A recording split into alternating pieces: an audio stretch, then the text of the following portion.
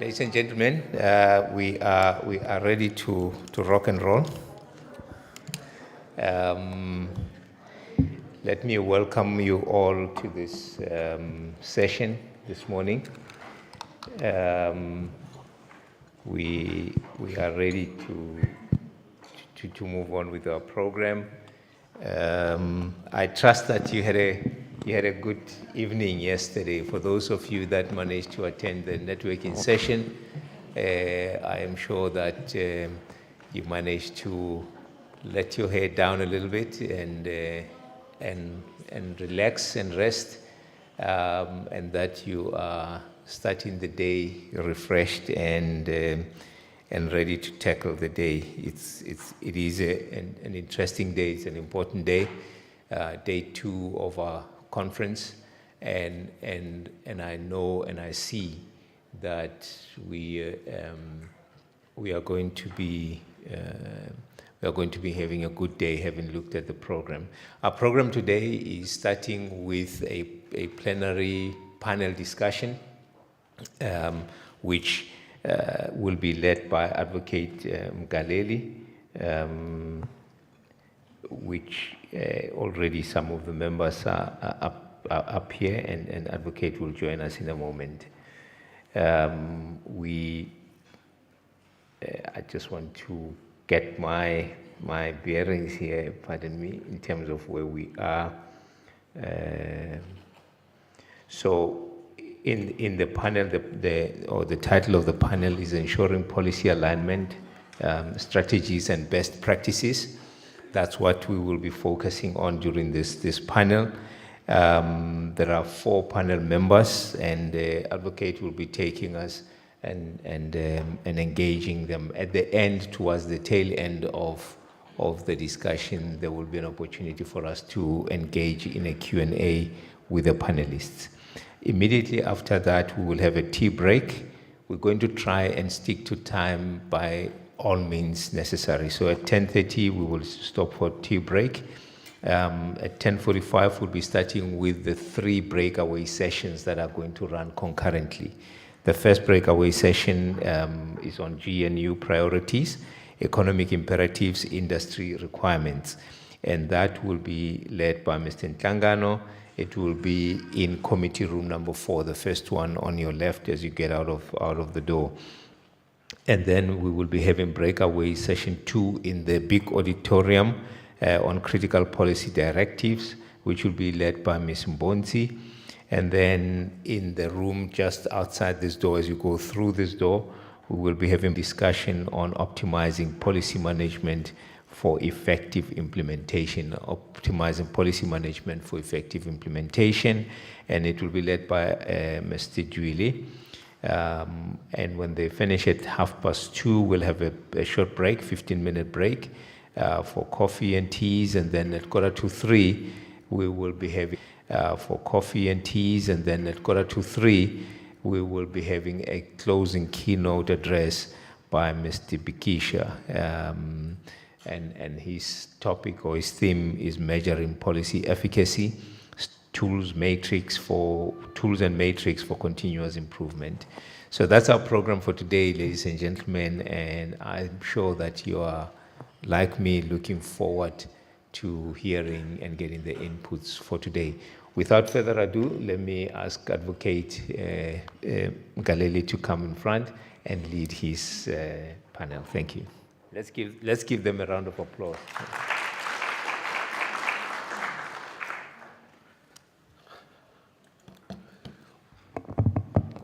Good morning, everybody. Good morning, the panelists, program director, the plenary. Good morning once more. Today, I should think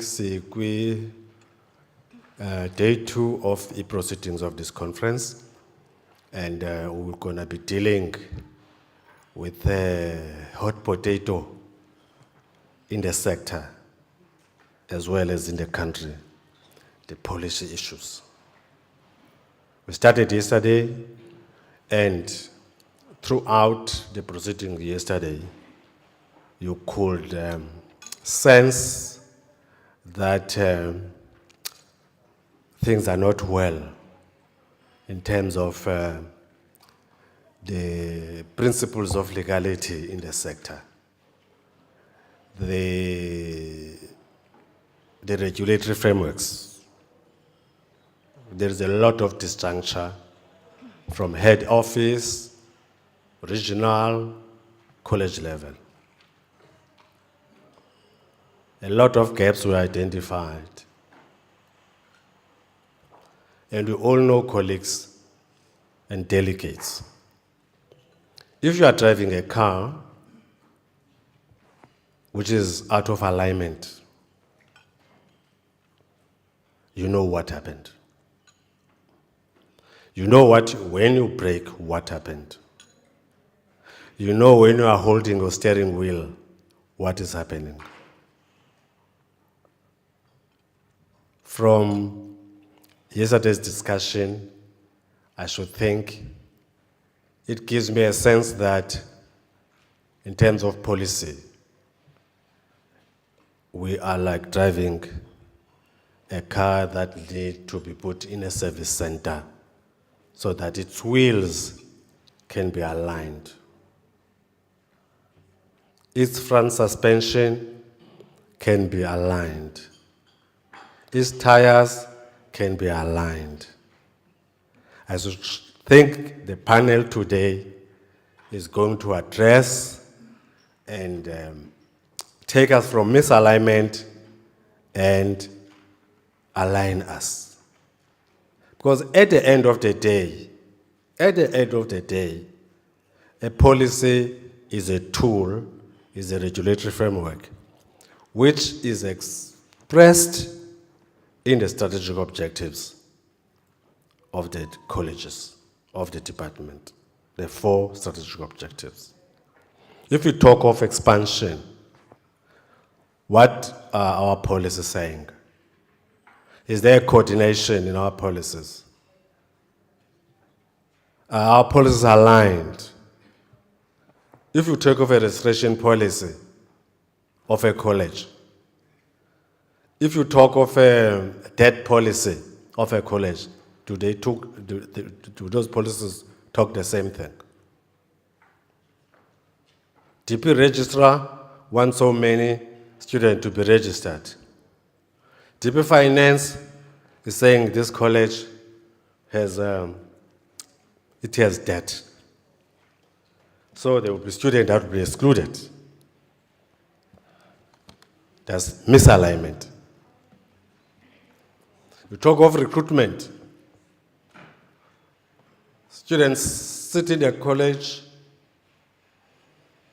for a term without lecturers, which means DP Academic and DPC, there is no coordination, because DPA is busy with, is concerned about curriculum delivery. DPC, he wants compliance with the recruitment policy. Disjuncture, misalignment. So the panel is going to deal with the ensuring the policy, alignment, and strategies and best practices. How can we cure this in the sector? How can we cure the disjuncture that one council member, I should think Dr. Potela, talks about yesterday, between council and the ministry or the department and the college?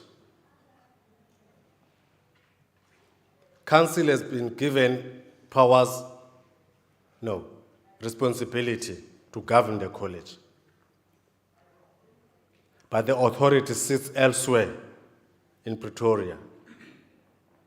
Do they have the power to govern? That will be answered. That's the question we need to ask ourselves. So we'll be aligning today, discussion will be aligning, and what will be the strategies and the best. In the briefing this morning, we were told that We need to stick to the script. We had a briefing this morning. We need to stick to the script because the content that must come out of this conference must address these misalignment so that there can be harmony in the sector. So, ladies and gentlemen, let me take this opportunity to introduce the panelists and the focus areas they are going to talk to. We have Mr. Nkai, who will be focusing on stakeholder engagement. By show of hand. Thank you. Can you put hands for her? For him. We have Ms. Maduna who will be doing monitoring and evaluation, but I can see there's Mrs. Yukutwana. You're doing monitoring and evaluation. Put up your hands so that they can see you. We have our doctor, Dr. Keza, who will be doing, focusing on the data-driven decision-making. Ms. Tifinga, I don't yet, he has already joined us. Oh, yes. And then lastly, we have Ms. Nkumalo, who will be dealing with the capacity building within the sector. And the context of their focus areas will be on policy alignment. Will be on policy alignment.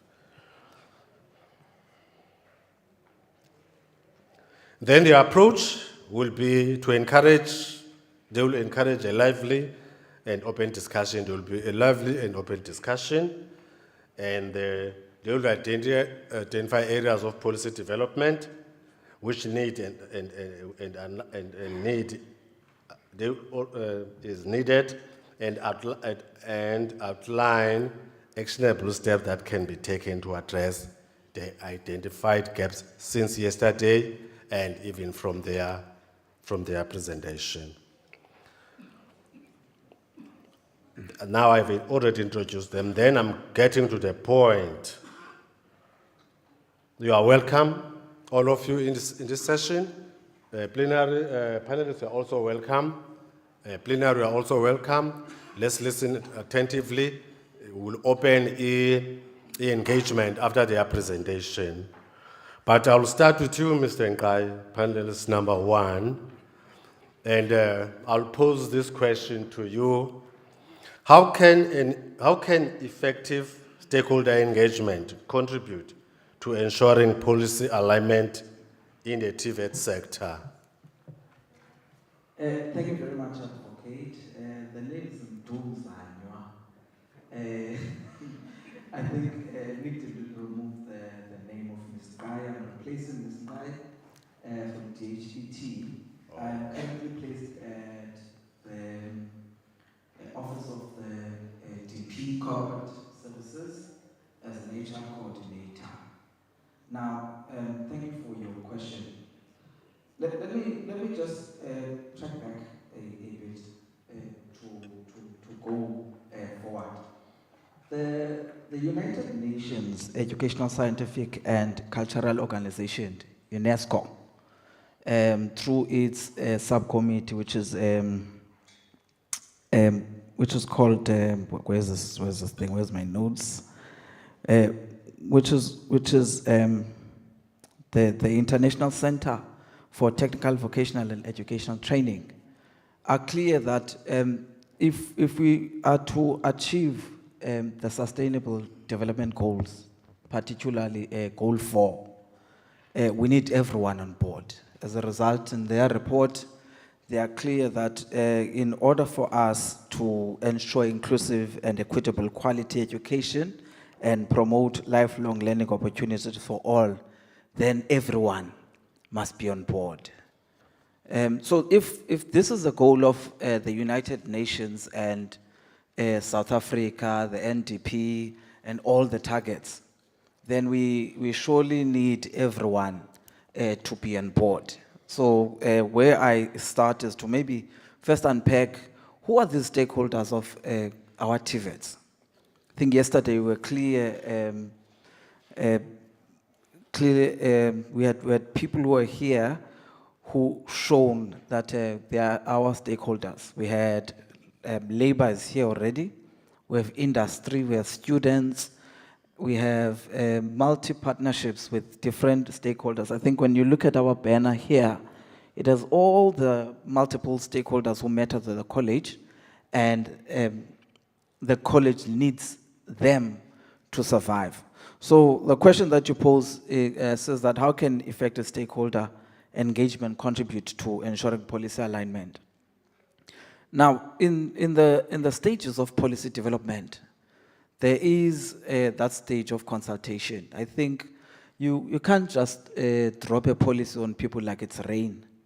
They need to be there every step of the way. They need to be involved every step of the way.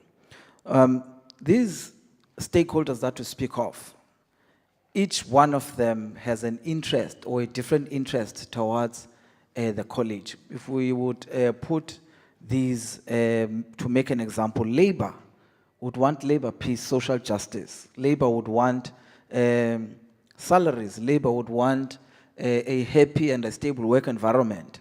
So if we talk alignment with them, then we're surely talking that in the development of policies and implementation of policies, they are definitely involved. If we talk the student body, which is a key stakeholder in the college, I can tell you now, every college principal here now and then has a nightmare of student unrest. They are a key stakeholder. I think we are sitting here that different colleges are having student unrest. We must do something. They must be involved. So we have industry, curriculum development. We spoke here yesterday that their interest is that they would want to see what we teach leading to work-ready skills that will plug and play in the industry. So for us as the TVET sector to achieve this one, we need to identify the different needs and priorities. What does government want? What does labor want? What do students want? Okay, one stakeholder before I forget, and I've yet to see, I've been in the sector, I think, for over 10 years now. I haven't seen one meeting where we call parents as a stakeholder. Chances are, when we get their children to come and study with us, they could assist us in solving some of the issues that we have. So we identify needs and priorities. What is important to who? What do students want? Students want to be in the class. So we need to understand, and the policies that we make, they must be involved in the development. The policies we make for labor that govern how we do things, they must be involved in the process. And part of us developing these processes is trying to build consensus. Where are we going? It can't be a win or lose situation. It's not a zero-sum game. We must come to an understanding. We sit down, we reach consensus, and we find how we'll resolve conflict, how we go forward, and also partly inclusive decision making. We create shared ownership and partly monitoring and feedback. All of these would assist in ensuring that policies are aligned and all the stakeholders are involved in all the decisions and all the policies that are being formulated in the college. Thank you, Advocate. Thank you, Mr. Mzanyo. Mr. Mzanyo, on your stakeholder, you listed some stakeholders for the sector.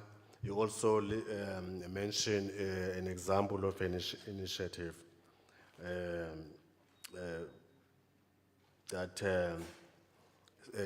engagement initiatives that have led to a successful policy alignment. What are other initiatives except, you mentioned parents. Sure. What other initiatives? Okay. Now, this is not new. People who are in the training sector would understand that South Africa has what is called the NSDS, National Skills Development Strategy. It's been reviewed now and then. I think, if I'm correct, we are on NSDS 3 now. That process involved everyone. It involved industry, it involved trade unions, it involved educational institutions, and the different stakeholders that are important to us achieving our objectives. It has happened before. It can happen again, where we sit on a round table and we each offer something to do. So we need to be clear on communicating what we are doing. Let's communicate all the time. We involve people, we put everyone at the center, everyone sits on the table, and everyone has an equal seat in ensuring that whatever policy we try and develop is not later when someone comes up later and says, no, I wasn't involved. It's your policy and your policy only. So to align, get everyone involved, everyone sitting. I'm a church person. One minister in my church says, when speaking about the church, he says, if the church, which is a structure, would burn, who would complain? Who would cry? How effective has the church been to the community and everyone? So I take that question and pose it to the college. If we say we are stakeholders and everyone loves it, if the college would ban, who would cry? Are we serving the community? Are we serving the college? Are we serving everyone? Because if we're not there and no one complains, then it means we have neglected our stakeholders and no one will suffer. I think I've responded, Advocate. Thank you. Thank you very much. Thank you. Can we put hands for him? Then I'm taking panelist number 2, Ms. Yukutwane. Will be focusing on monitoring and evaluation. Ms. Yukutwane, how can monitoring and evaluation practices be improved to support policy alignment within the TVET sector?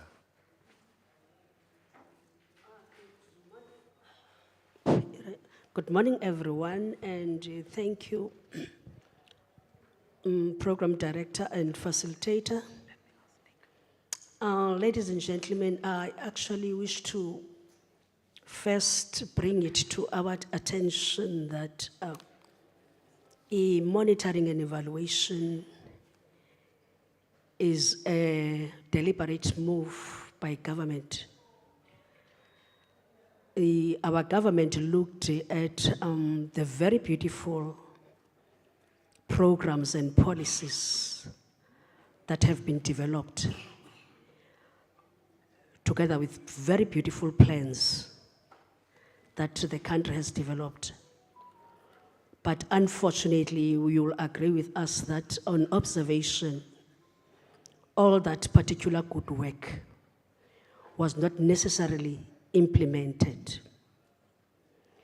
Then it made the government in around 2005 to actually approve the government-wide monitoring and evaluation system, which was basically meant for the collection of, in fact, systematic collection of performance information in order for us to be able to evaluate government plans, programs, and policies.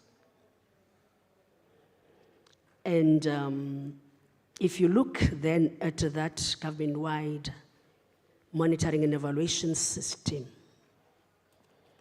that system has got very good key principles, amongst which there's one that says monitoring and evaluation of predetermined performance objectives must be utilization-oriented, which therefore means when we have planned, when we have developed policies, we must be in a position whereby we can make ourselves accountable and we can enable ourselves to make decisions as implementable as well as very much strategic to assist the implementation of our policies, our plans, and everything else.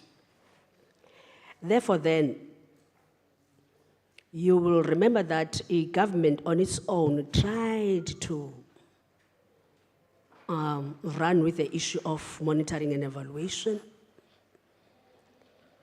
by actually encouraging institutions of learning to even develop qualifications on monitoring and evaluation, especially of the public sector. And from that same process, you found that through their process of trying to institutionalize monitoring and evaluation, there were positions that were established within the government sector for us to have the monitoring and evaluation practitioners at various levels. So one of the issues of monitoring evaluation is that the system is driven by the theory of change, whereby when you have come up with a plan, when you have properly monitored your plan, your policy, and you have actually properly implemented or tried to implement anything that you have developed or planned, you actually have to look back and see whether there is a change in what you were trying to achieve. Therefore, facilitator, what actually is taking place currently within the monitoring and evaluation, we actually need to strengthen EM&E by ensuring that, in fact, EM&E has a policy on its own that talks on performance, how we deal with the performance management information in terms of our planned strategic objectives. If you look into that policy, it actually directs us accordingly. But then some kind of improvements, facilitator and colleagues, that may be needed is that we need to actually strengthen from our various angles, some few issues. One of which is our governance through its planning committee that need to ensure that whenever there's monitoring and evaluation that has taken place, the planning committees in the various institutions of government need to ensure that monitoring report is actually presented accordingly. And remember, we need to, as we go and monitor, there's what is expected in the process, that of intervention. So basically, one issue of strengthening that, the issue of monitoring and evaluation is to first ensure that our planning committees focus on the implementation of the performance information policy, as well as the presentations of performance reports within the planning committees of our institutions. Okay. If you talk alignment, you'll understand that one of the key responsibilities of governance is implementation of policy. In monitoring and evaluation is also taking place within the QMS process, whereby the implementation of policies is actually monitored, and at a certain point in time, we talk about policy reviews to ensure that if functions are actually running smoothly as expected, and we are in a position to deliver on our mandate. I think for now, Chairperson, let me stop there. Okay, but there are follow-up questions. Maybe you have covered them. But I just want to check the two follow-up questions. What are the key indicators to monitor for assessing police alignment effectiveness? Thank you very much. remember we were saying that monitoring and evaluation basically is there for us to monitor our strategic plans, our national development plans, our policies, and everything else. It definitely means that the key indicator under which this process falls is that of governance within our indicators in the strategy. Hence, you actually have to report through the plan core, everything that has got to do with performance through the strategic plan. Also, Advocate, allow me to say, if then we want to talk a strengthening of monitoring and evaluation, we actually need to commission evaluations. There's absolutely no way that there is no point whereby when you have planned, after, for example, a 5-year period or 10 years, you cannot make an evaluation.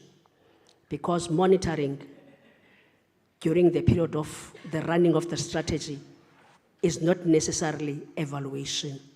It's monitoring and putting up interventions as you look into the performance of the program. But the ultimate result of monitoring is the commissioning of an evaluation, whereby you look back and ask yourself, where was I? Where was I going? What was I aiming at? Did I necessarily achieve what I planned? So you can only do that through commissioning and evaluation. So evaluation needs to tell you whether there is an impact in what you have implemented through your plan that you have developed or through your policy. It actually measures whether there has been a cost benefit in what you did. And in fact, a lot will come out of the evaluation because it will depend what type of evaluation one will be running. But what is key is the fact that you can't have your plans, your policies, and everything else, and your monitoring and evaluation system, and from there not commission evaluations. That one is very much important. Also, I would actually think there's a very important issue in some of the activities that are key, which is the development of communities of practice. M&E, for it to get strengthened, we need to develop, colleagues, the community of practice for this area, so that the government can have that structure through which they can deal with issues of commissioning evaluation, because those people have got expertise to run with that particular process. And one item that I also included, Advocate, is that one of ensuring that the plan core committees of council need to actually seriously look at the presentation of the planning of the M&E reports, because they actually talking to their strategies that they developed. Thank you very much. Okay, last follow-up question, Ms. Zugutwane. As you doing conducting monitoring and evaluation, definitely you generate data, and then how can you use that data to inform policy adjustment and improvements? Thank you very much. As I indicated earlier on, that one of the key principles of M&E is that it is utilization oriented. And I also touched on the fact that it is to assist management and governance to make decisions and evaluate their own plans, you see.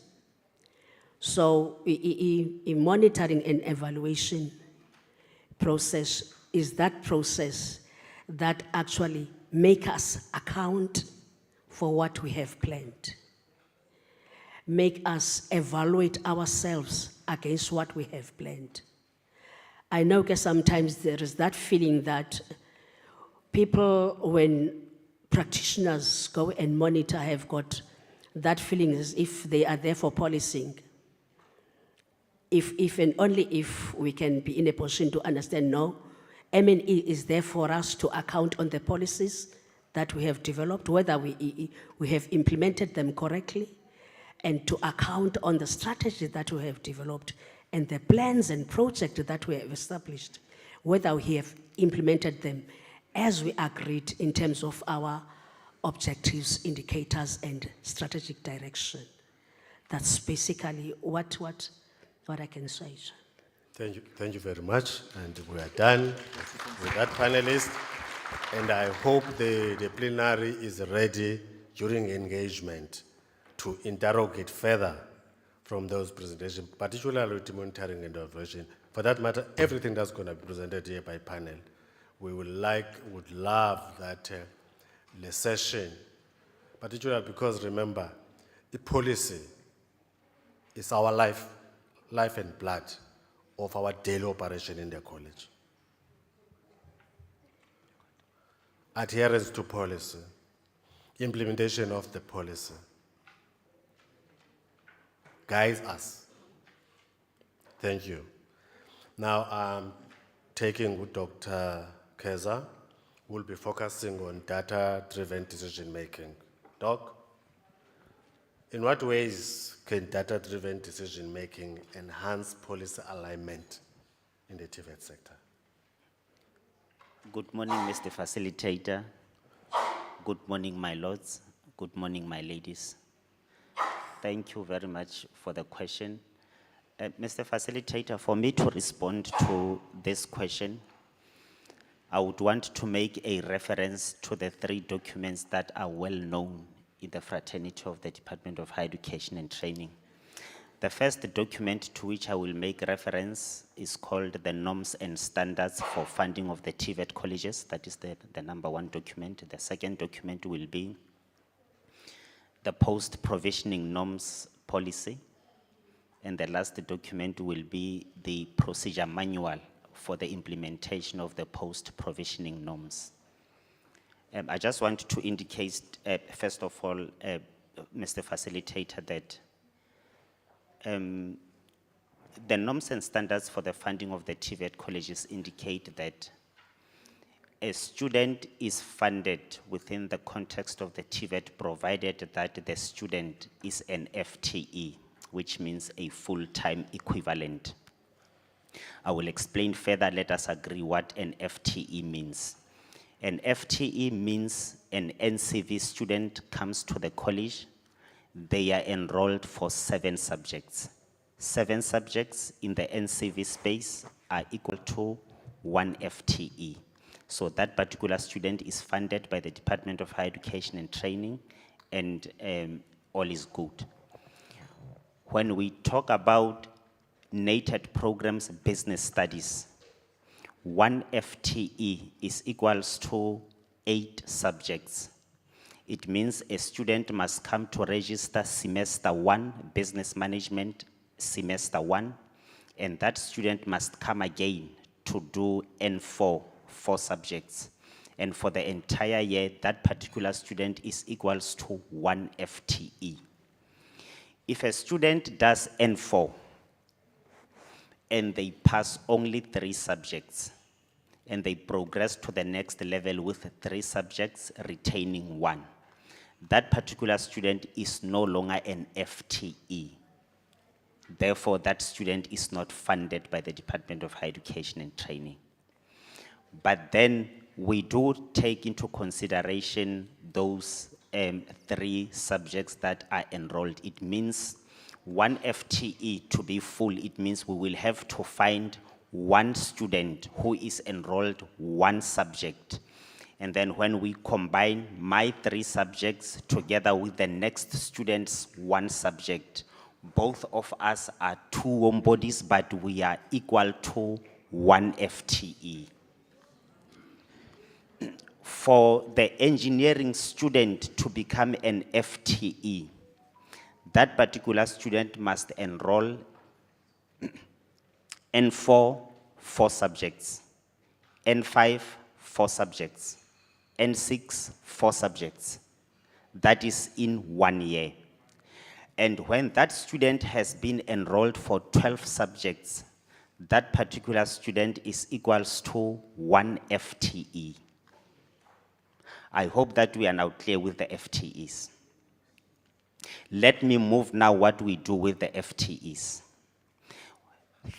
A group of 30 FTEs are equal to 1 lecturer. It means only at a stage where you have 30 FTEs can the college appoint the first lecturer. If you have 29 FTEs, you do not qualify for 1 lecturer. But I want to explain, colleagues, 30 warm bodies in a class do not necessarily constitute 30 FTEs. It may be that the first student in the NCV is doing 4 subjects, the next one is doing 3. The 2 of them, when you combine, they are equal to 1 FTE, but there are 2 warm bodies. If we do 2, 2, 2, 1, it is 4 warm bodies in a class, but the combination of all of us, we are equal to 1 FTE. So we need to be very careful, colleagues, that when we register and when we appoint lecturers. Now, the group of 30 FTEs, you qualify for 1 lecturer. If you do not have 30 FTEs, then you appoint a lecturer. You act outside the confinements of the policy. And somebody may have to be accountable for that. So I want to make a practical example. If Lovedale TVET College has 100 lecturers or 100 lecturers, it means there must be full 3,000 FTEs.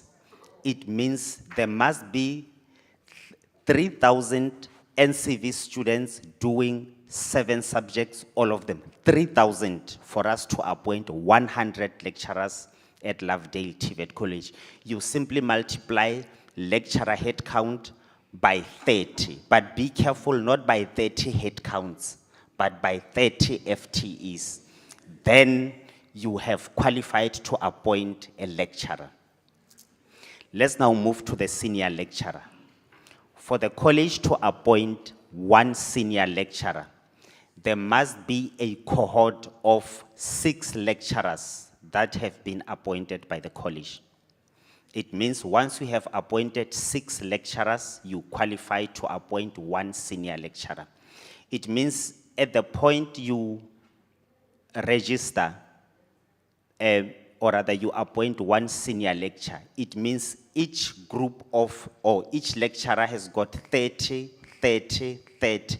It means we are at 180 FTEs for us to appoint 1 senior lecturer. And for the group of 3 senior lecturers, the college qualifies to appoint the first HOD. At that stage, we are at the quantity of 540 FTEs. It means I'm talking about full-time equivalent. So, colleagues, be careful that it does not mean when you have 30 students in a class, that is a class. It may not be a class because it is constituted by the head counts.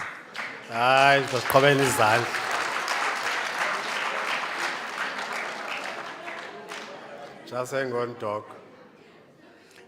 So, colleagues, when we enroll at Lovedale TVET College, we must enroll on the basis of the full-time equivalents.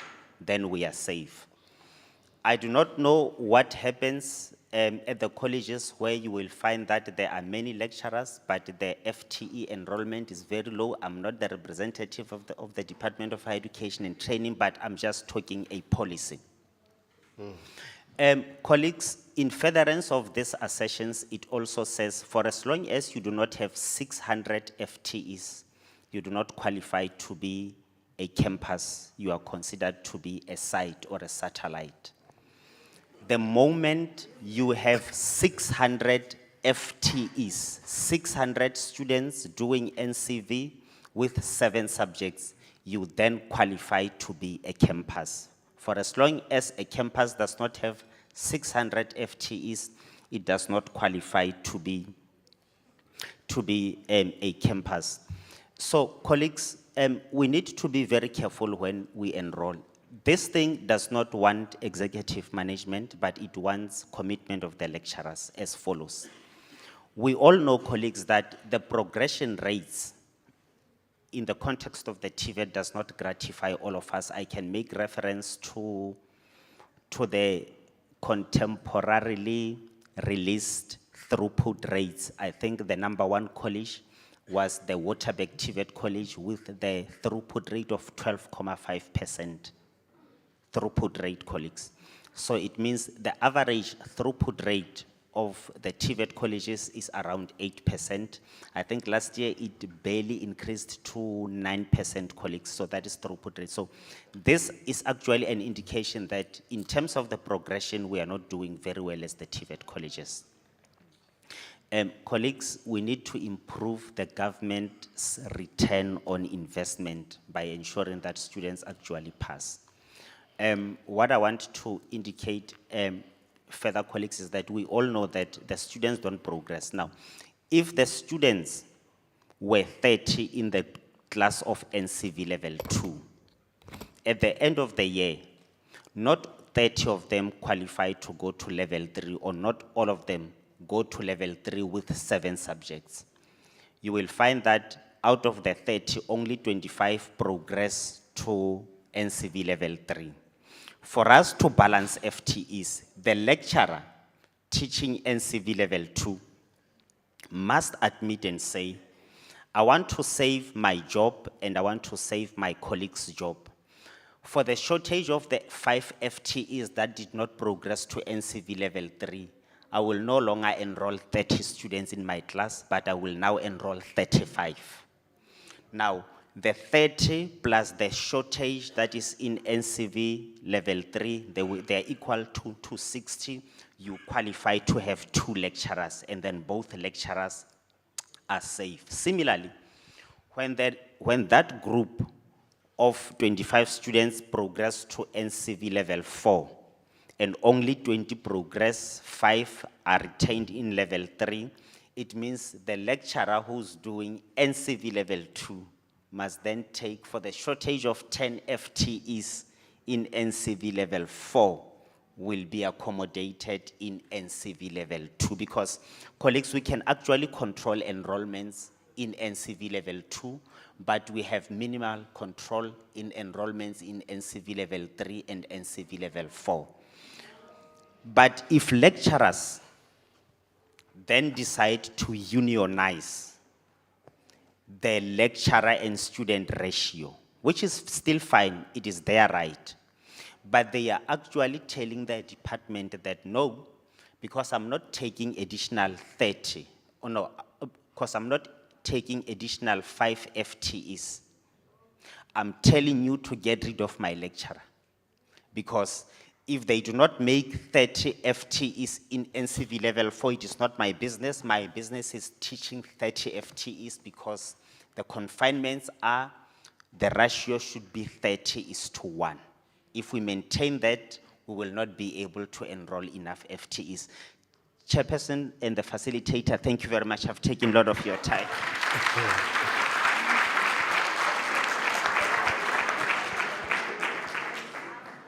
Okay, Doc. Doc, I just want to put up a follow-up question.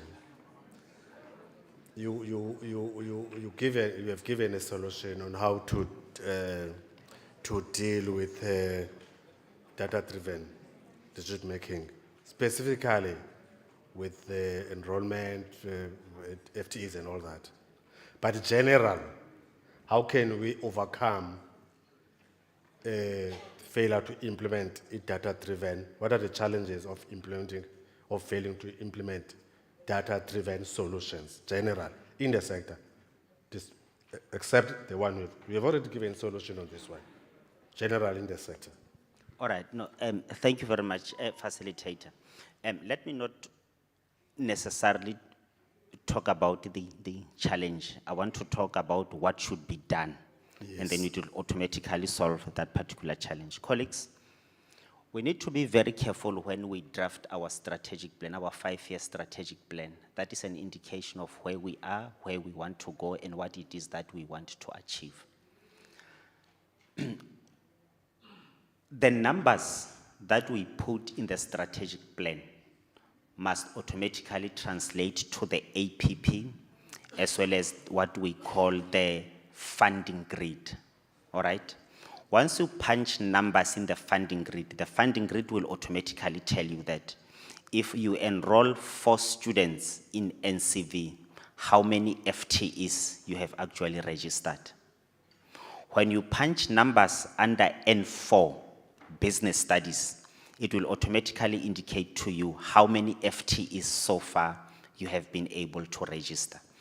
And I think the labor forum meetings must then come forth to say, in what ways can we save the jobs of all members, or rather of all staff at the TVET college? Colleagues, this thing does not only affect lecturers. I really want to emphasize that it also overlaps to the support staff. The PPN document also says for the ratio between lecturers and the support staff is 1:0.75. It means for each 1 lecturer, you must appoint 0.75 support staff. Let me put it in real numbers. When you have appointed 4 lecturers, you qualify to appoint 3 support staff. Support staff is everybody that is employed through PESAL, but they are not having contact with students in terms of teaching and learning. They are not in the classroom. That will be the student support manager, the assistant director for placement, the principal secretary or the PA, the bursary officer, everybody who is in the general worker, as long as they are employed. Colleagues, we need to be careful. So we cannot have a situation where we have 50 lecturers and we have 50 support staff. If you do it like that, you are acting outside confinements of the policy. So we need to sit down in the labor forum and say, how many lecturers do we have at Lovedale TVET College? But colleagues, we also need to be careful that it is not the matter of increasing our FTEs and saying, no, next year we are now at 2,000 students, let us enroll 4,000. We don't do it like that.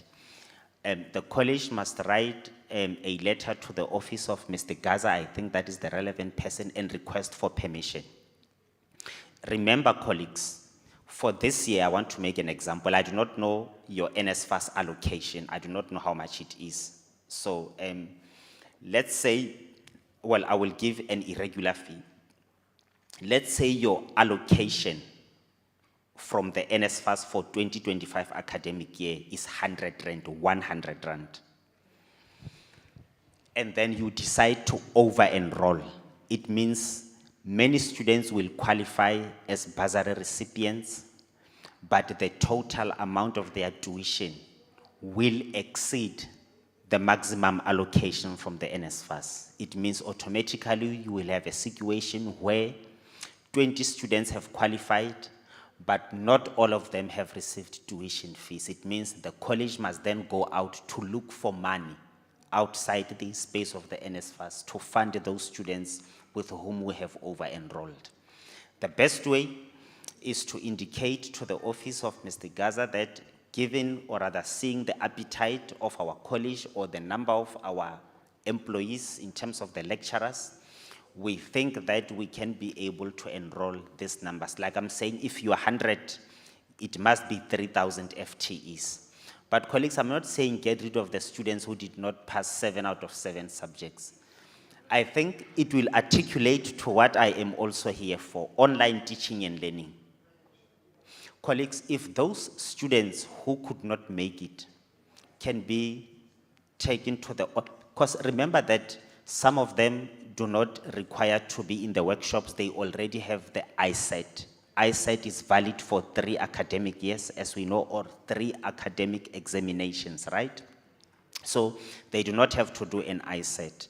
You just have to support them to progress to the next level. We do online, colleagues. Lecturers must say, no, let those students not come to the college. We will teach them while they are still at home. When they have progressed with 7 out of 7 subjects, they then come back to the college as the full FTEs. Then you are safe as the lecturer. But colleagues, I'm not leveling criticisms against anybody. I'm not talking my opinion. I'm not talking my thoughts. I am talking a policy as legislated in black and white by the Department of Higher Education and Training. Thank you. Thank you, Doc. Now, colleagues who are taking the last panelist, Ms. Kumalo will be focusing on capacity building. Ms. Kumalo, how can capacity building initiatives ensure policy alignment in the sector? Okay, thank you, colleagues. I think my panelist is giving me a better chance because they've answered some of the points. And the doctor himself has explained the policy. If it's not a living document, what are the consequences? So I'm coming from the Department of Higher Education. As my colleague is saying that we are a department, we're in a country, and we are part of the world, which he mentioned conventions and mandates that look at us as a country and also internationally. So as Lovedale is in Eastern Cape, Lovedale is in South Africa, and Lovedale is in Africa, and then Lovedale is also part of the world. So it means policies of the world, policies of this continent, and policies of this department, and other departments Lovedale must adhere to. So it means it's very important that we capacitate all stakeholders in Lovedale and also those that surround Lovedale, as I mentioned, in the country and outside the country. When we say all stakeholders, we're not speaking only about management. We're speaking about the groundsman, the security, the admin, the students, the community surrounding the student. The industry must also understand the policies as well. And also your council members, they are there, and all of those council members are coming from different walks of life.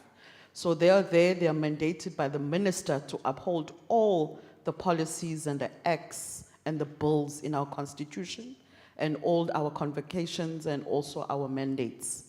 So you're asking me how can it be effective? Let me just give you several key components that you can look into. Training and education. I'm saying this because most institutions, they are not transparent. They're always there to catch someone, or they're there to police, and then they are there to either gatekeep. So we need to train everybody. When I'm talking about training, induction is very important. You must be able to share who you are, your vision, your mission as an institution, and you must also share and tell people that Lovedale is not just in Eastern Cape. Lovedale is not only in the area of East London. Lovedale is one of the 50 colleges. So what if Lovedale doesn't do 1, 2, 3, it affects the whole country. So it means when everybody is within your walls, if they trained and educated about all policies, example, the one that Dr. Keza was sharing, it means in your KPIs, in your plans, it will constantly remind you of why you're there. Particularly our clients, because our performance is measured by academic results. It's like in a plant, if the the ignition doesn't go on, the battery is flat, that means that car must just be rejected or put somewhere. In our case, it's academic performance. If these students are not performing, it basically means none of us did our job. And none of us deserve the pay that we're receiving. Because all the policies that are aligned to ensure that gear or that engine is running, some of those engine parts are not working, which means some of those students, they need us to do something about it. So if the workforce is built up with knowledge and skills, then policy implementation is more easier. This includes your technical training, your leadership development. Leadership development is not only for senior management. It must seep through to junior staff and to the client as well. And also institutional strengthening. This is one of the activities that you're doing now, colleagues, which is having this event. This is strengthening who you are as an institution. You saw your gaps, now you want to improve. And the nice thing about it, you didn't just look into yourselves. You asked every stakeholder that came into these doors to give input and highlight how can you improve your systems. And also resource mobilization. You need to ensure you've got adequate financial, human, and technological resources to ensure that your policies succeed. He mentioned if you don't have the money, what other policies are affected. So it means your number one policy you should consider if this institution is actually having more students that are not academically performing. It means that now you have to look at your pre-entry policies because they affect other policies and other implementation in your college. And then collaboration and partnerships. Lovedale is not an island, as I mentioned. Lovedale is part of a bigger community inside Eastern Cape, even outside Eastern Cape. So you need to call people that know things that you don't know to come in and assist you. Don't suffer in silence, because there is always a solution to a challenge. It might take longer, but a solution is there, and there must be will to change. And it means that each and every person in the institution must change, and bad habits must die. So this means collaboration fosters knowledge, sharing, innovation, and collective problem solving. So we've got unions, we've got all type of people that are stakeholders. Unions and labor are not just there to pinpoint. They are there for them to show us our challenge and move us to the solution, because labor is part of us as well, for example. And then she spoke about monitoring and evaluation. You need to build a robust system. Do you have these policies? Do your policies mirror the department's policies? Does the policies of the department mirror its sister policies or sister department policies? Does it also mirror what the UN and also the AU and all the mandated policies that we have as a country, either as a member state or participating state? Do we mirror those policies? That's also introspection that must come in. Then we must monitor.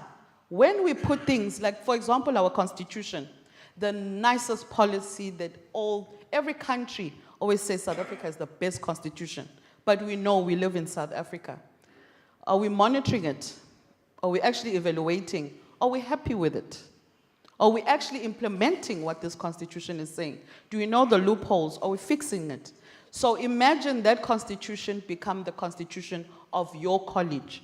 How many loopholes are you facing every day? How many challenges? But you have a plan.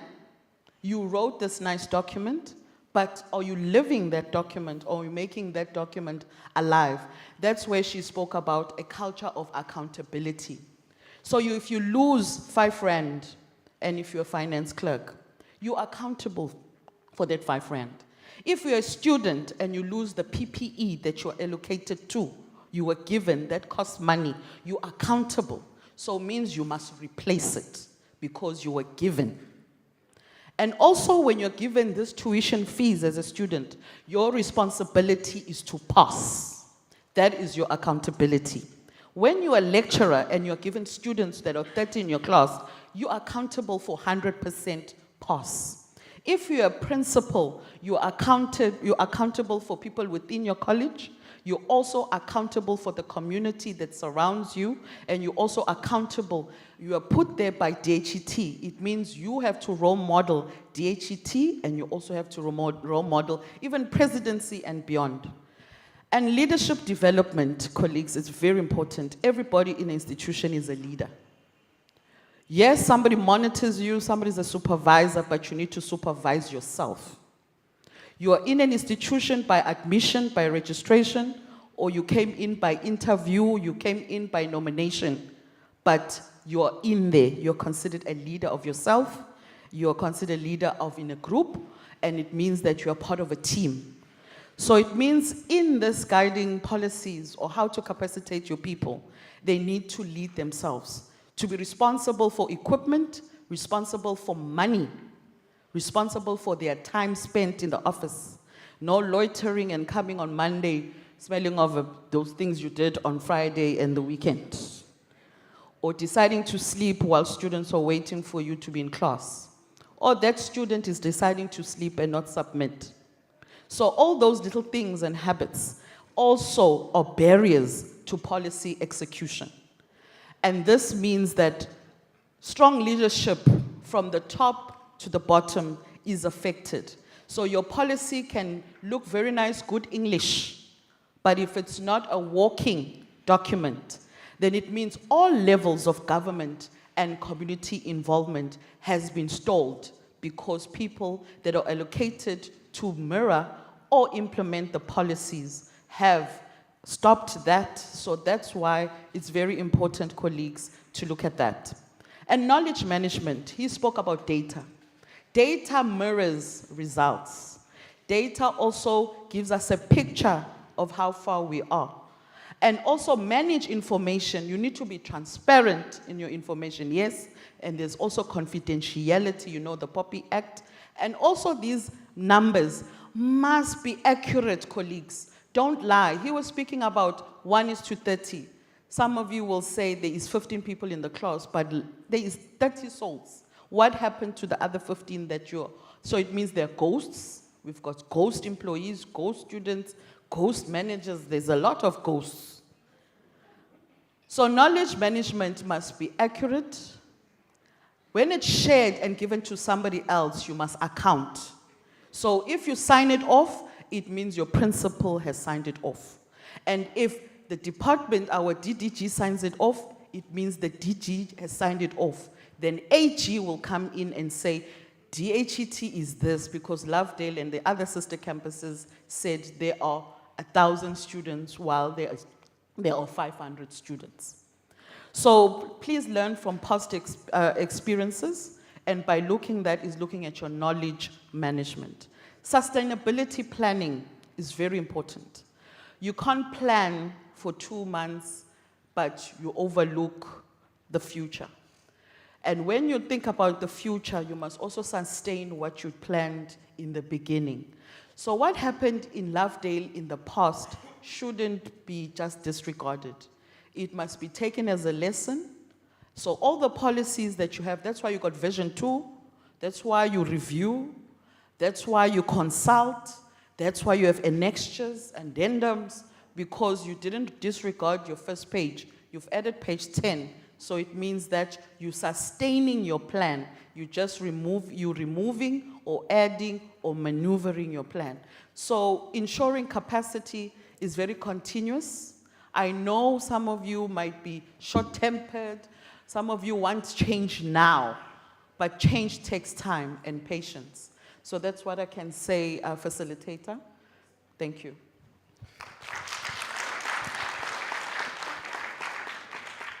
Thank you very much, Ms. Kumalo. And I think now we have come to the end of the presentations of the panelists.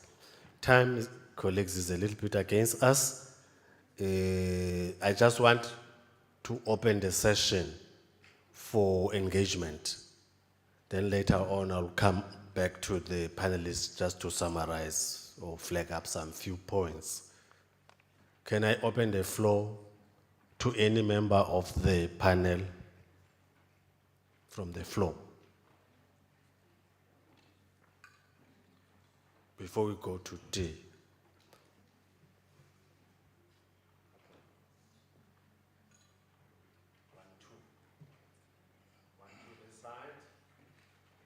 Nobody here. 1, 2, 3, 4, or 1, 2, 3 here. In that order. 1, 2, 1, 2, 3. The roving mic. Gentlemen there from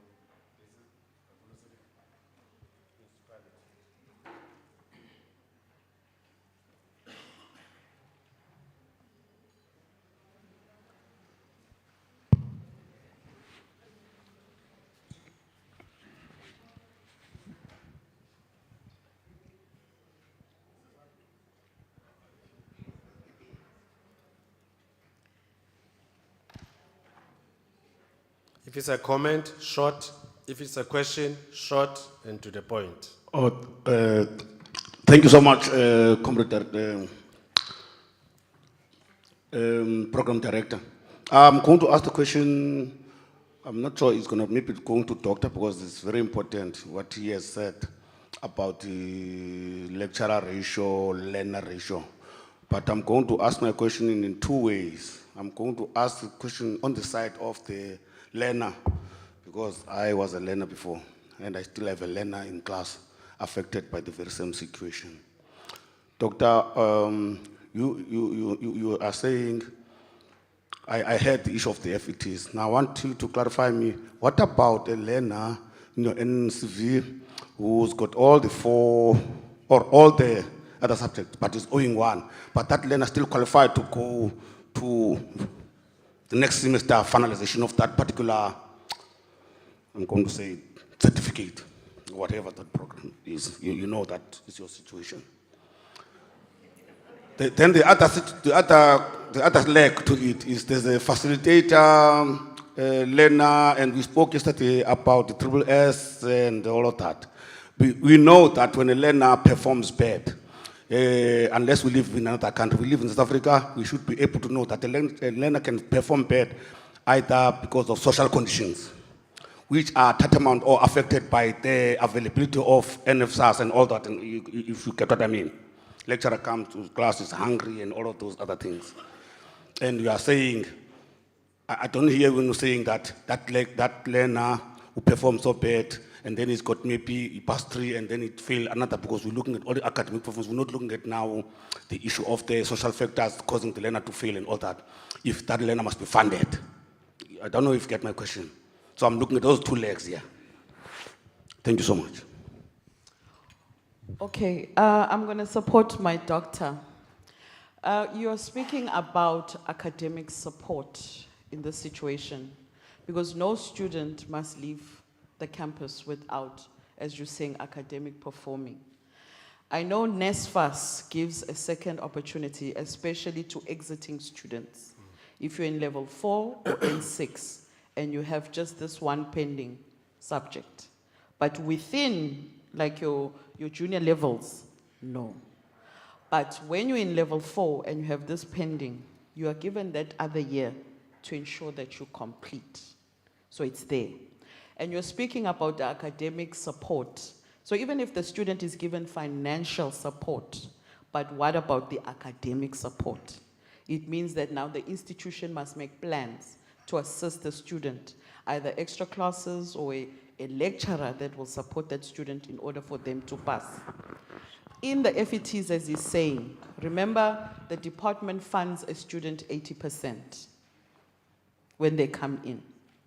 Then the other 20 is the one if you can pay for yourself or you ask NSFAS to assist you to make the 100.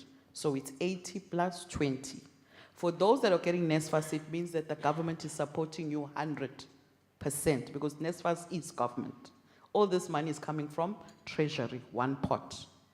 So that 20% is the 27% that is stalling because now this person is not progressing.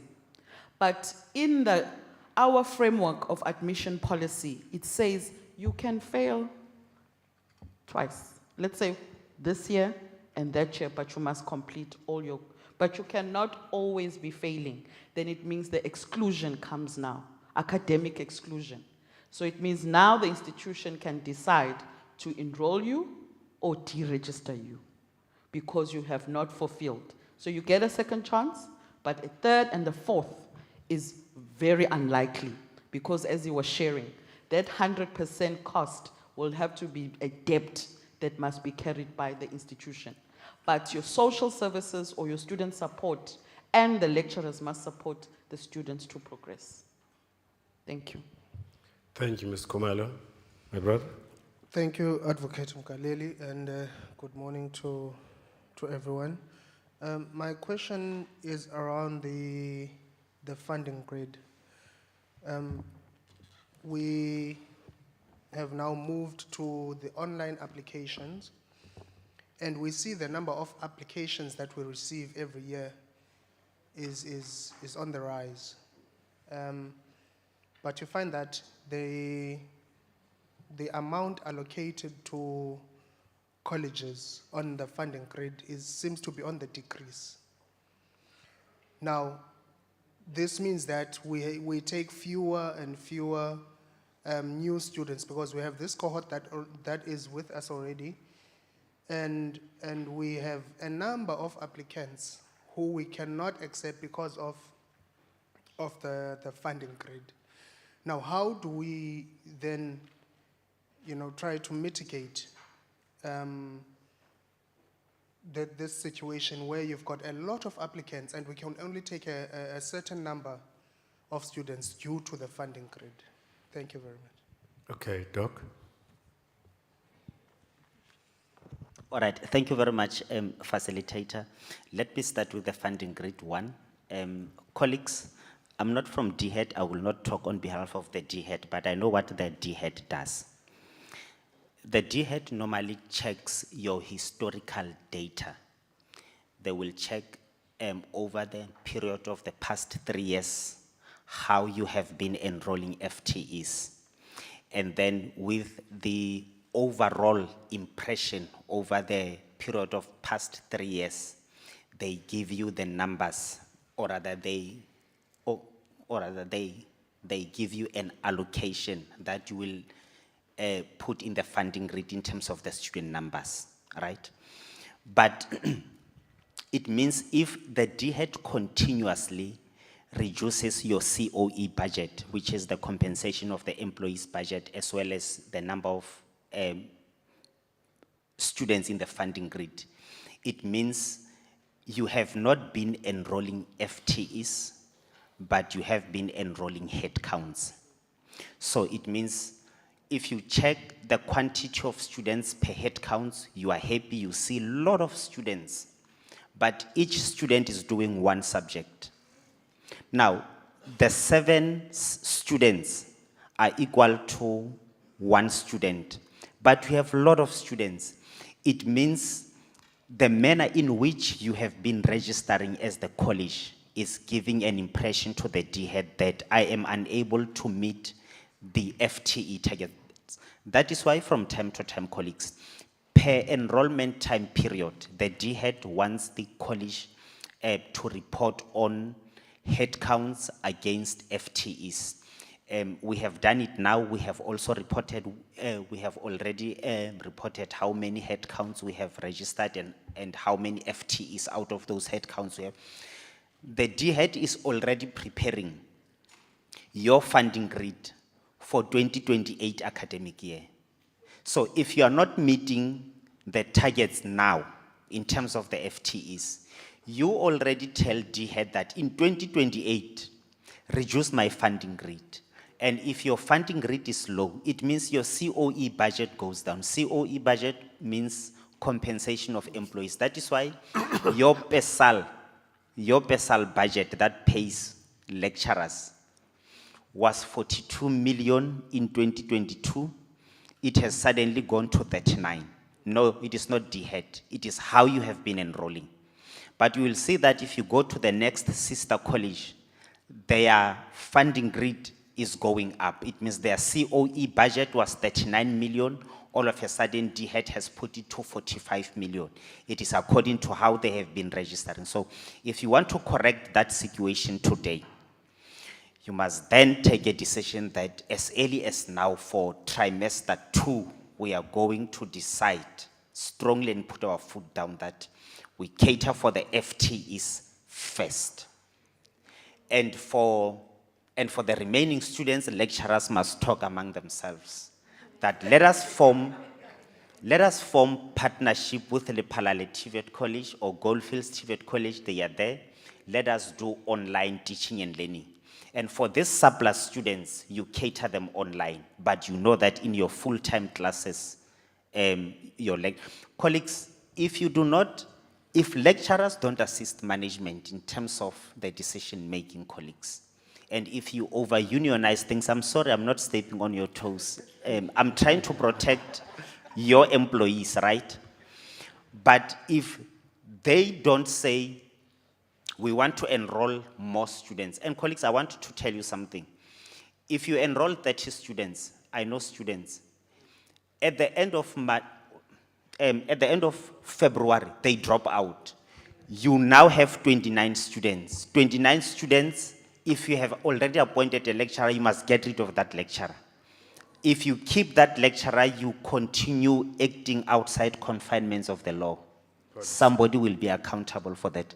All right, I'm done with question 1. So let me come to question of 6 subject.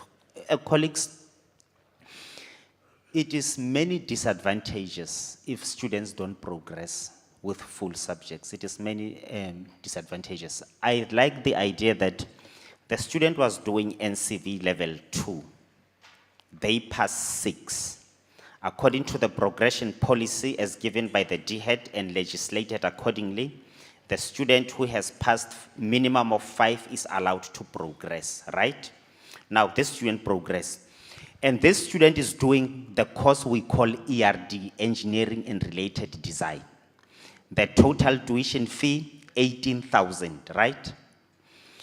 If that particular student has dropped that one subject, and that subject's tuition fees is 3,000, it means when the college claims money from the NSFAS, they cannot claim 18 million as full.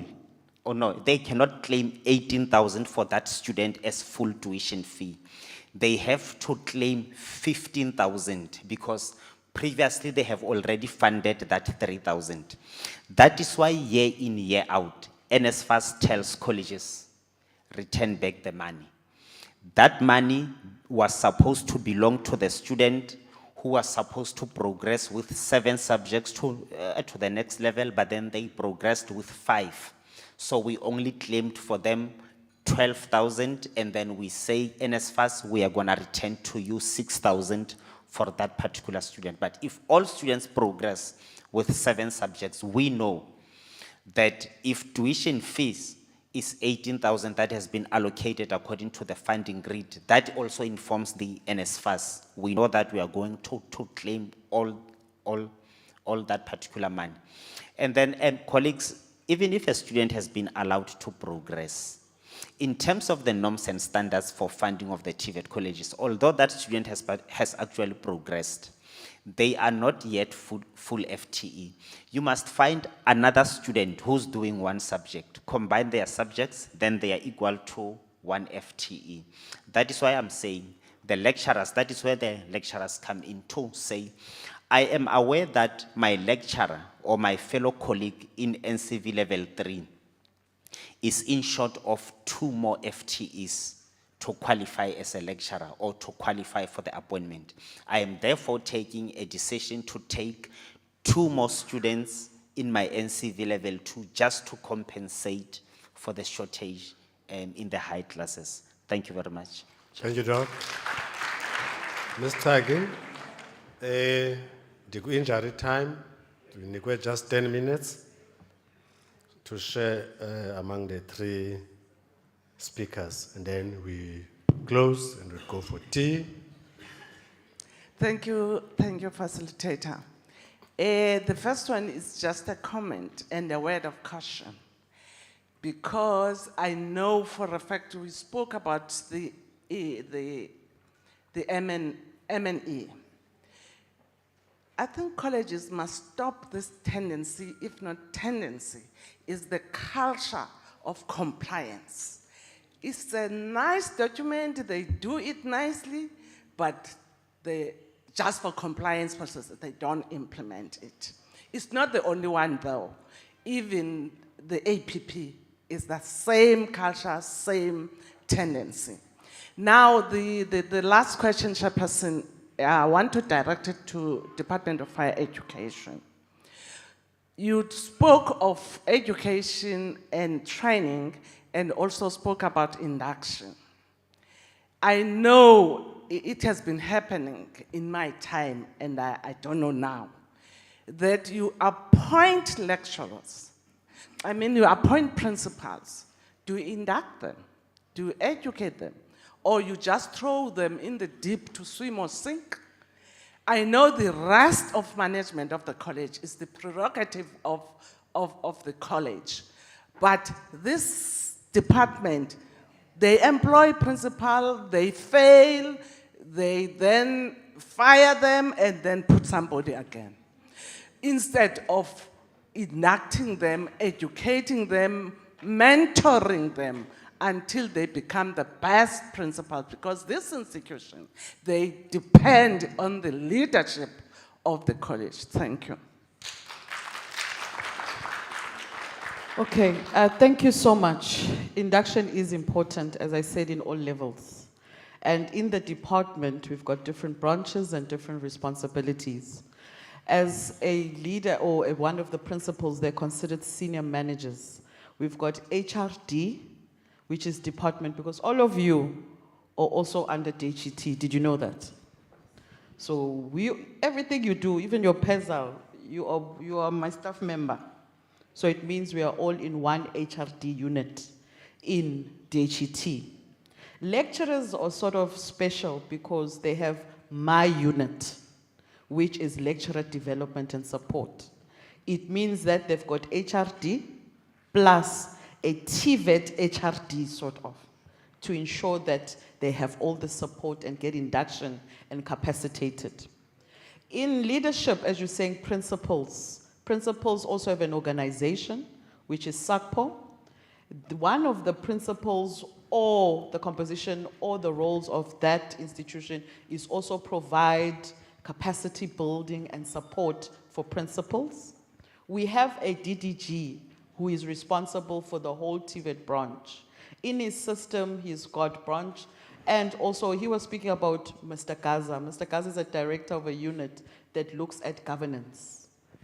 That one looks at your strategic plans, your leadership, and also even councils are inducted inside that unit under TVET. But the person or the person in the department that is responsible for induction of all personnel is HRD. So what you are mentioning, it is one of the loopholes in our policy, as you're saying, as a personnel. And I believe if there's resolutions of this sitting, one of those must reach that unit that they need to support. We cannot allow our principal to be taken into the system and just waiting for them to fail and fire them. So that's one of, I think, bolded statement, because if we don't support the head, it's obviously the body and the legs and even the feet won't function in the institution. Thank you, Ms. Kumela. The next speaker. Good morning, everybody. My question is related to the funding norms and standard of TVET colleges. The TVET colleges are fully funded by the Department of Higher Education and Training. Now, I would assume that the organizational structure, as the doctors alluded, the organizational structure of a TVET college is established based on the FTEs, which is 1:30 students. Now, the fact that the CET Act states that council can appoint additional staff members to the structure that has been approved by the Department of Higher Education and Training. So my question is, given the autonomy to the council to appoint, where will the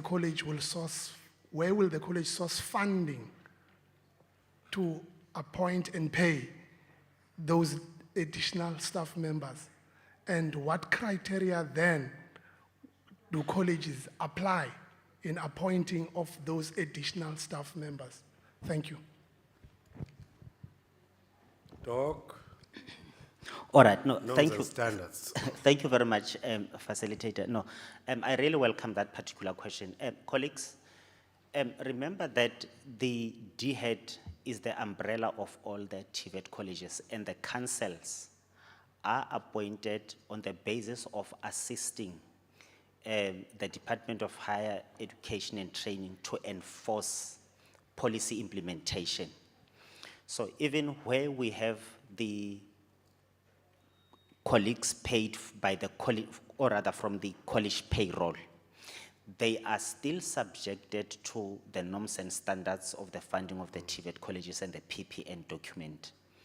But then, in an instance where the college realizes that in our community there is a need to urgently implement this particular skill, then the college council can take a decision to appoint a lecturer. But the norms and but the staff establishment procedures and protocols are still applicable. We cannot create our own entity outside confinements that have been legislated by the Department of Higher Education and Training. So even if the college council appoints, the deputy principal for corporate services must still enforce what has been legislated by the Department of Higher Education and Training. And the council itself must say, we are here to assist the Department of Higher Education and Training to enforce policy implementation. And colleagues, these things of staff establishment, colleagues, must not be taken light. From time to time, I am watching the Parliament news. There is a contemporary tendency for the Committee on Higher Education to invite college principals to come to account. Colleagues, it is not a nice process. One day, colleagues, we will be invited as Lovedale TVET College, and the question will be, number one, Deputy Principal for Corporate Services, are you advising the principal in terms of the post-establishment norms, standards, and protocols? If the answer is yes, they want you to bring Coltech MIS manager and say, look at 2025 academic year. It is 4,000 headcounts. These 4,000 headcounts articulate to 3,000 FTEs. That is why we have 100 lecturers in our college. Colleagues, if we have 100 lecturers, but your FTEs are somewhere low there, colleagues, it will not be a nice exercise when we are accountable. And we know what happens in South Africa. Commissions are established 5 years down the line when everybody has actually forgotten. They call you to say, you remember you were at this college 5 years ago. You must now tell us what happened. Why did you have 150 lecturers with so little FTEs at the college? What did you do? And, there is a tendency nowadays to hold managers individually accountable for the money. They do not say, no, it's the college. They will say, no, manager, you failed to implement that particular policy.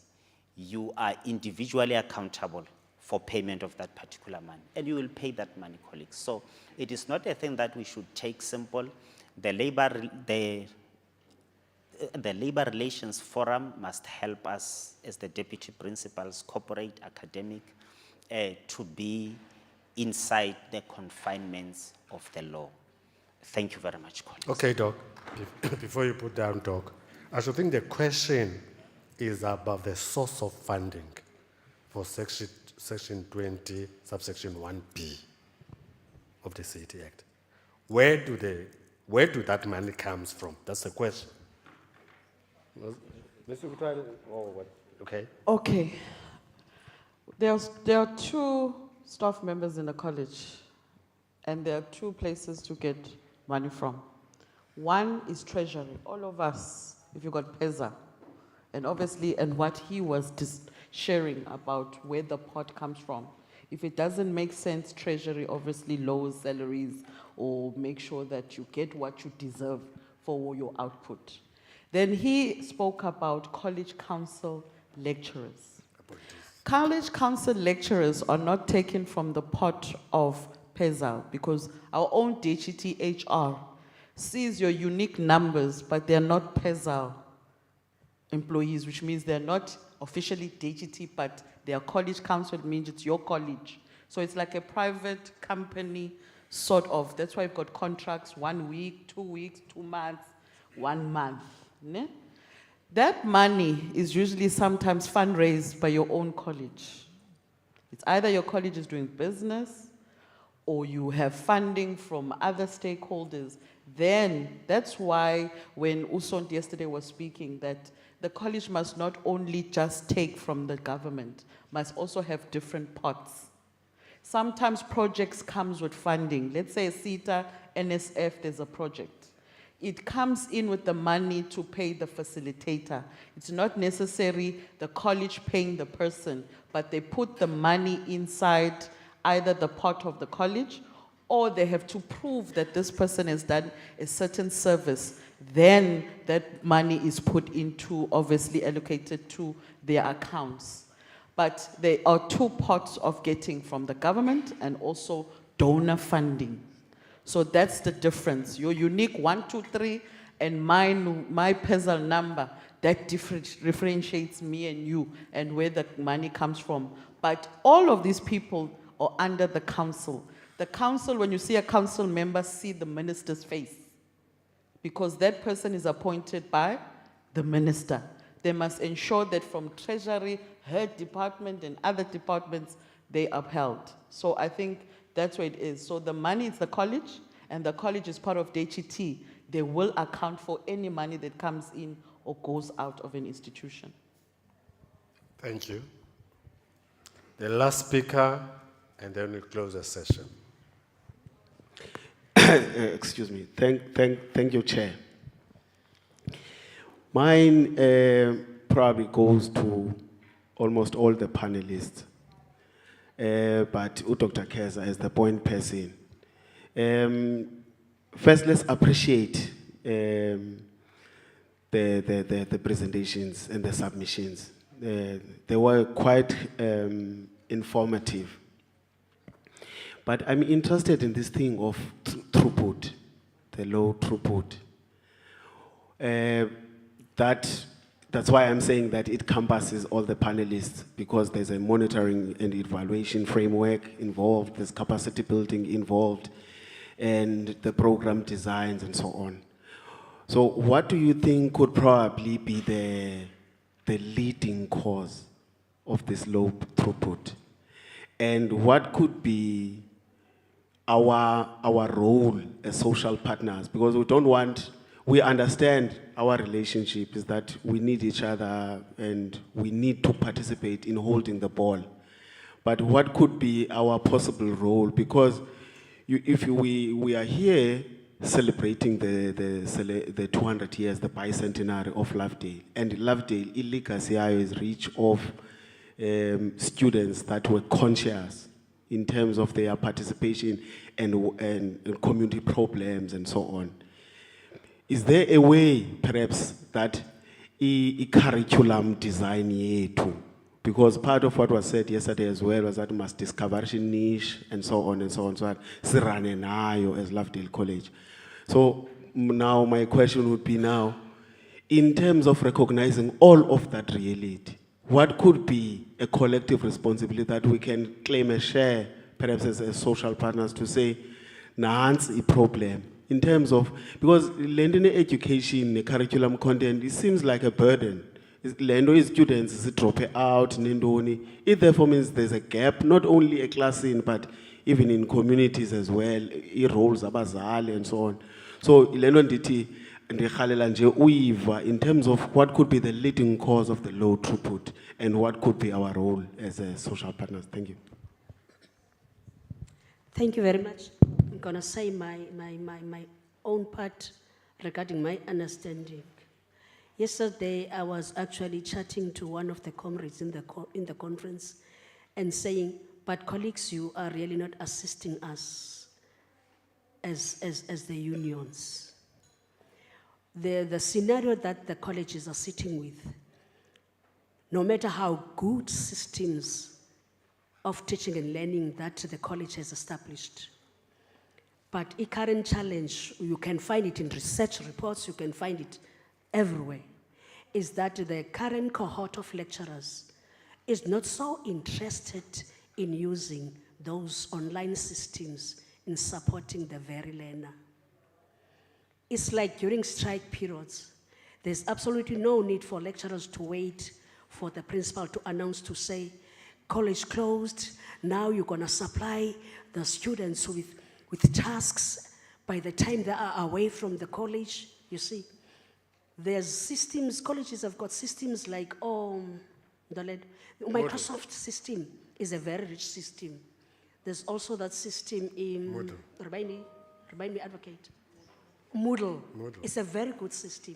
You know, colleges literally beg lecturers to utilize this system.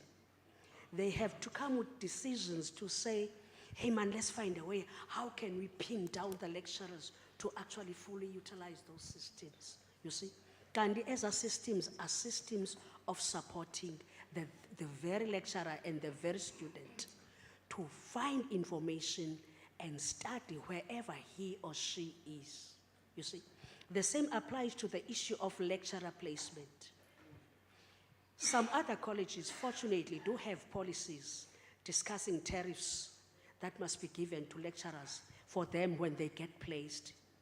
But still, it is not so easy for lecturers to accept those placements during holidays, which therefore means colleges have got to get some kind of funding from where it will come, whereby they can be, if we can't negotiate the issue of lecturers going on holidays and not crying about their own family time, then somehow there must be funding, whereby if that placement is for a particular period, 3 months or so, or whatever kind of period, there is money of a full-time lecturer that will be taking the baton going forward.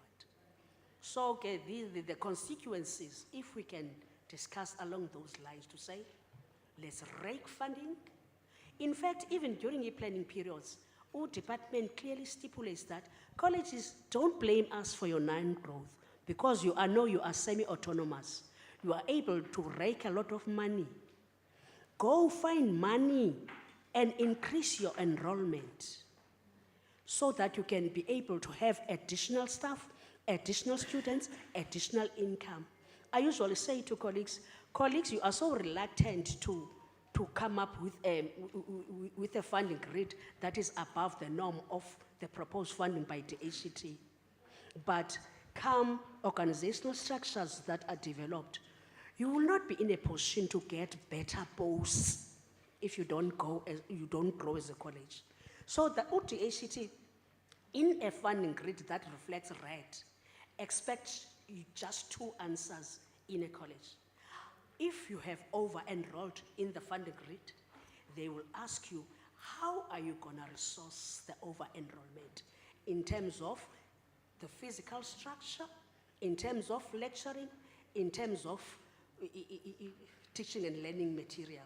That's just what they need. If you are in the feedback letter able to respond, no, the enrollment will be resourced in this particular one, in this manner, you name it, 1, 2, 3, 4, 5. UTACT will actually look into that and say, oh, okay, as long as you know how the bloated numbers above what we can fund, you will be able to actually resource. So that's why you find sometimes we've got colleges with 13,000 and more in terms of enrollments. It's because they can be able to substantiate themselves as to how they're going to be dealing with that enrollment that they have planned. Thank you. Thank you, Ms. Yukutwane. I should thank colleagues who have come to the end of this session. The session has been long, and the program director, I'm sorry, I have defaulted, but I want to thank you, my panelists. You have outlined the issue of policy alignment. I should think every delegate here exactly knows where we stand and what we can do to close the gap. We are going for tea, and then we will be going to e-breakaway sessions there too. But I'll call again the program director, Nick, just to emphasize who's after tea, where do we go? Just a reminder. Thank you, panelists. You can step down and have tea.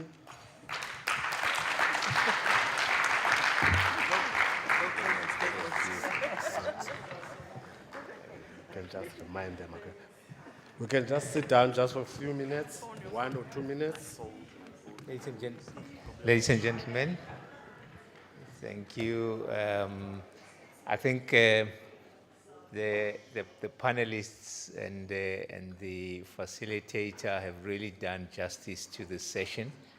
I'm sure you'll all agree with me that the quality of inputs, the standard was very, very high. They've set the right tone for this day. So today is going to be a very exciting day because the standard is very high. Can we just give them another round of applause?